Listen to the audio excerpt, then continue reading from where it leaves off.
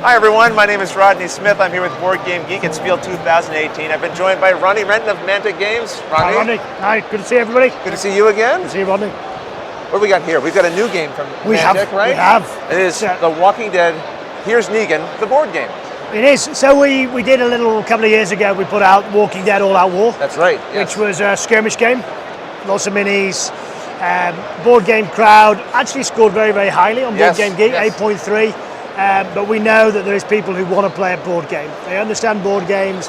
We've had a great success with Dungeon Saga. Right.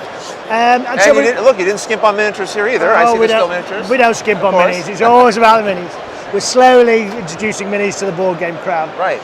And we thought, what's fresh, what's current with The Walking Dead? Of course, the Negan story's running. Correct. The prison was kind of a long time ago. And we thought, how do we get a board game that's going to work? What's the mechanics it's going to need? And we thought that the Here's Negan comic came out, and it stops as Negan and his crowd look at the sanctuary and think, we've got to make that home. Right. And we thought that was a great setting. So you almost pick up the story from there. Because the sort of the twist here is that we're working with Negan. We are part of Negan's crew, right? Correct, you're the bad guys. We're trying to appeal to the boss. Yeah, right? So what we did is we said, well, if you put Negan in it, everybody's going to want to play Negan. Right. So in actual fact, Negan is the clock. Ah, okay. Negan is the guy that walks along and says, come on, let's get, and sets the mission. Hey, I want to get out of here. So clear some rooms for me. I want to get up to the armory.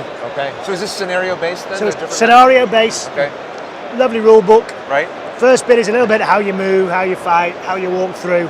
And it's essentially about clearing walkers out of the sanctuary while trying to achieve the mission. Which we have a variety of scenarios. But then we've got 12 scenarios. Okay. And every single one will play differently every time you play it. So there's a lot of playability in there. And you get to play as Negan's lieutenants. So you're going to play as Sherry, and Dwight, and Laura. And then there's also Tara. We have a couple more here John. as well, okay. And these guys are going to go along, they're going to open the doors, they're going to find out, they can hear there's some walkers back there, there's some scratching, there's some noise, and there's blue dice. So you'd simply roll the blue dice, and there'd be one. Not too bad. Not too bad. But it could have been 3. It could have been 3. Right. And there could be 3 or 4 of these, and they could all be blanks. So there's a little bit of mystery as you're coming along. These respond to the noise. As you go, the tokens will move around the board as well. So as you're making a noise. And then each turn, you'll all get a go. You're going to be progressing towards, in this mission, getting Negan off this. What you're going to try and do is you're going to go into the rooms. These are all carefully set up. This is the basic mission, just a kind of training day. Sure. And you're going to try and clear the room. So you're going to try and turn it from an infested room to a clear room. Okay. As you come to a room, you'll take a room card. That will tell you what's inside. You'll find good things in there, like booby traps. Correct. Yeah, right. Supply tokens. Yes. And booby traps. So 2 red dice, whoever's in there first. And on the base level, as you the supply token, if you then move on to the supply token, you're going to take a supply card. You've got a cigar. Very good. Who doesn't want a cigar? Sure. So your character will pick up the cigar. Everyone needs a break, even during the zombie apocalypse. Got to have a cigar. So you're progressing through the rooms. All looks pretty good. Every time you kill a walker, and this is where your reputation goes up. And it's on the base level, it's a fully co-op game. You're the lieutenants. You've got to keep clearing these rooms. Yes. Before Negan gets to a room that's uncleared, because if he gets to a room that's not been cleared, Negan gets cross. Right, what does he do when he gets cross? He'll hit you with Lucille. Okay, of course. He will take some reputation off you. But sometimes Negan's happy. So Negan has his Negan deck. Okay. So if you've done badly and not cleared the room, you get Negan's rage. Which now does that affect everybody or just the so it's an absolute a bit of everything. Oh great. So Negan, survivor with the highest rep loses a blue dice. Survivors within 3 spaces lose 1 stamina because he's hit you with Lucille. Yes, they're close by, right. If no survivors in range, he starts causing noise. He starts having a temper tantrum.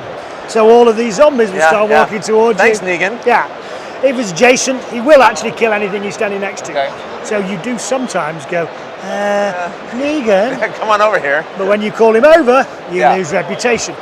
Why is reputation? And if he is being good and you have played well, Negan actions could be he moves 1 space and the furthest survivor will be pulled up. Right, okay. Or, hey, he's happy, so, I'm sick of you in this case. Yeah. So he's temperamental. You can't predict what Negan's going to do. So it keeps a freshness to the game. Right. Every time you think you've done well, the Negan action will throw Right. you off. Because you have some variabilities here in the events and the actions. Okay. Similarly, he can bring it in. So on the base level, you and the lieutenants are going to try and impress the boss, clear the level out, and Negan's going to be happy and you're going to succeed. Right. But reputation is everything. Yeah. You don't just want to be, as a group happy, you want to be Negan's #1 favourite. So it's cooperative, but. Right. So I think if you're playing with the kids and you just want to have a dungeon crawler, Right. it's lovely. See if you can beat it. Okay. Yeah, play through, and the more you do well, the higher your reputation, the bigger the win. Right. But if you're playing with your Tuesday night gaming club, Right. and you want to get down and dirty, Sure. there's 5 characters. The game mechanics are pretty simple, but very quickly, when you go into a room, whoever actually clears it Yes. gets this number of points.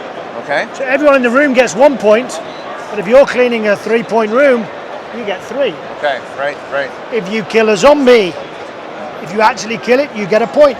So quite often you'll knock them down, then someone else comes and kills them. Right. So very quickly, So it can turn into a little bit more competitive. it doesn't element turn to it. now. Within turn 2, you'll split the party. You'll not be talking to Right. anybody.